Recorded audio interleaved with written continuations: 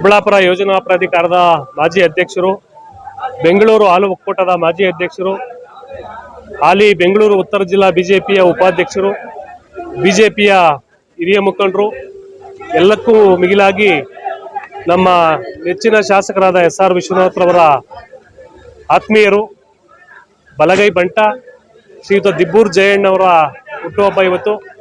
ಅವರಿಗೆ ನಾನು ಇಡೀ ಯಲಹಂಕ ವಿಧಾನಸಭಾ ಕ್ಷೇತ್ರದ ಸಮಸ್ತ ಕಾರ್ಯಕರ್ತರ ಪರವಾಗಿ ಹುಟ್ಟುಹಬ್ಬದ ಹಾರ್ದಿಕ ಶುಭಾಶಯಗಳನ್ನು ಕೋರ್ತಾ ಇದ್ದೇನೆ. ನಿಜಕ್ಕೂ ಕೂಡ ದಿಬ್ಬೂರು ಜಯಣ್ಣ ಅವರಂತ ಒಬ್ಬ ಕಾರ್ಯಕರ್ತರನ್ನ ಪಡೆದಿರುವಂಥ ನಮ್ಮ ಪಕ್ಷ ಭಾಗ್ಯವಂತ ಪಕ್ಷ. ನಮ್ಮ ಶಾಸಕರ ಜೊತೆಯಾಗಲಿ ನಮ್ಮ ಯಲಹಂಕ ಕ್ಷೇತ್ರದಲ್ಲಿ ಬಿಜೆಪಿ ಪಕ್ಷವನ್ನ ಗಟ್ಟಿಯಾಗಿ ಕಟ್ಟಿ ಇವತ್ತು ಇಡೀ ಯಲಹಂಕ ಕ್ಷೇತ್ರದಲ್ಲಿ ಬಿಜೆಪಿ ಮಯವಾಗಿಸಿರುವಂಥ ಕೀರ್ತಿ ನಮ್ಮ ಜಯಣ್ಣರಿಗೂ ಕೂಡ ಸಲ್ತದೆ. ನಿಜಕ್ಕೂ ಜಯಣ್ಣವರಂತ ಒಬ್ಬ ಪ್ರಾಮಾಣಿಕ ಕಾರ್ಯಕರ್ತ ನಮ್ಮ ಶಾಸಕರಿಗೆ ಸಿಕ್ಕಿರುವಂಥದ್ದು ನಮ್ಮ ಶಾಸಕರ ಸೌಭಾಗ್ಯನೇ ಸರಿ. ಅವರು ಜಯಣ್ಣ ಅವರು ನನ್ನಂತ ಸಾವಿರಾರು ಕಾರ್ಯಕರ್ತರನ್ನ ಸೃಷ್ಟಿ ಮಾಡಿ ಅವರಿಗೆ ಅಧಿಕಾರಗಳನ್ನು ಕೊಟ್ಟು ಪಕ್ಷವನ್ನ ಬಲಪಡಿಸಲಿಕ್ಕೆ ಶಕ್ತಿ ತುಂಬುವಂತ ಕೆಲಸ ಮಾಡ್ತಾ ಇದ್ದಾರೆ. ನಿಜಕ್ಕೂ ಕೂಡ ಅವರ ಸೇವೆ ನಮ್ಮ ಯಲಹಂಕ ಕ್ಷೇತ್ರಕ್ಕೆ ಮತ್ತಷ್ಟು ವರ್ಷಗಳ ಕಾಲ ಅವಶ್ಯಕತೆ ಇದೆ. ಅವರಿಗೆ ದೇವರು ಮತ್ತಷ್ಟು ವರ್ಷಗಳ ಕಾಲ ಆಯುಷು, ಐಶ್ವರ್ಯ, ಅಧಿಕಾರ, ಸಂಪತ್ತು ಎಲ್ಲವನ್ನ ಕೊಟ್ಟು ನನ್ನಂತ ಸಾವಿರಾರು ಕಾರ್ಯಕರ್ತರನ್ನ ಕೈ ಇಡುವಂತ ಶಕ್ತಿ ಭಗವಂತ ಕೊಡ್ಲಿ.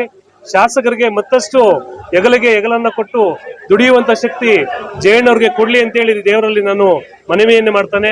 ಮತ್ತೊಮ್ಮೆ ದಿಬ್ಬೂರು ಜಯಣ್ಣವ್ರಿಗೆ ಹುಟ್ಟುಹಬ್ಬದ ಹಾರ್ದಿಕ ಶುಭಾಶಯಗಳು. ಹಾಗೆ ಇವತ್ತು ಅವರ ಸಹೋದರ ಶ್ರೀಯುತ ವಿಜಯ್ ಕುಮಾರ್ ಅವರ ಹುಟ್ಟುಹಬ್ಬ ಕೂಡ. ಅವರು ಕೂಡ ರಾಷ್ಟ್ರೀಯ ಕಿಸಾನ್ ಸಂಘಟನೆಯ ರಾಜ್ಯಾಧ್ಯಕ್ಷರಾಗಿ ಕೆಲಸ ಮಾಡ್ತಾ ಇದ್ದಾರೆ. ಅವರು ಕೂಡ ನಮ್ಮ ಪಕ್ಷದ ಆಸ್ತಿ. ಜಯಣ್ಣವರ ಇಡೀ ಕುಟುಂಬ ನಮ್ಮ ಬಿಜೆಪಿಯ ಒಂದು ಆಸ್ತಿ. ಇವತ್ತು ಅವರ ಶ್ರೀಮತಿಯವರಾದ ಶೈಲಕ್ಕ ಅವ್ರಿಗೂ ಹುಟ್ಟುಹಬ್ಬ ಕೂಡ ಇದೆ. ಅವ್ರಿಗೂ ಕೂಡ ಹುಟ್ಟುಹಬ್ಬದ ಹಾರ್ದಿಕ ಶುಭಾಶಯಗಳನ್ನ ಕೋರ್ತಾ ಇದ್ದೇನೆ. ಅವರ ವರ್ಗ ಸೇರಿತು ಅಂತ ನಮ್ಮ ಅಣ್ಣನ ಜೊತೆ ನಾವು ಹುಟ್ಟುಹಬ್ಬ ಆಚರಿಸ್ಕೊತಾ ಇದ್ದೀರಿ.